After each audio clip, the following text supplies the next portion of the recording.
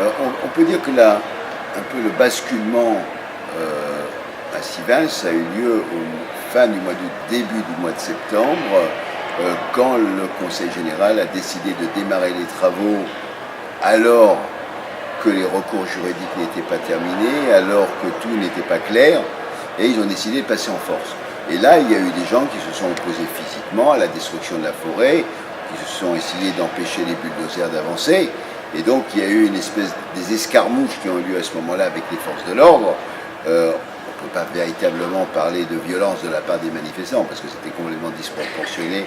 entre d'un côté les engins, les tronçonneuses, les bulldozers, les forces de l'ordre, de l'autre côté des gens qui n'avaient rien. Mais ça a cristallisé, et donc ça a mené un certain nombre de réseaux à utiliser d'autres moyens que ceux qui étaient portés par les gens qui menaient ce combat depuis plus d'1 an et demi ou 2 ans, et donc c'est ce qui a été mis en lumière. Et c'est une histoire très classique, je veux dire, de la presse, des médias en général et des pouvoirs, c'est que face à une résistance, eh bien, il y a la répression, face à cette répression, il y a souvent une réaction, et face à cette réaction, il y a un pouvoir scandalisé qui dit c'est insupportable, parce que l'ordre doit régner, patati et patata, et c'est toujours le même discours, et ça n'a pas bougé depuis 50 ou 60 ans, c'est toujours la même rhétorique qu'on entend.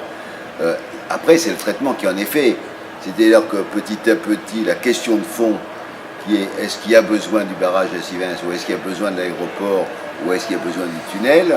passe au second plan par rapport à la gestion médiatique uniquement de l'affrontement entre certains réseaux et les forces de l'ordre. C'est ça qui exacerbe et c'est souvent utilisé pour discréditer les mouvements, puisque c'est ça qu'on met en avant, et on assimile l'ensemble des mouvements aux bagarres qui ont eu lieu, que ça soit sur le terrain ou ensuite dans certaines villes où des manifestations ont été organisées par certains de ces réseaux pour protester contre les violences policières ou la mort de Rémi Fraisse, etc., etc.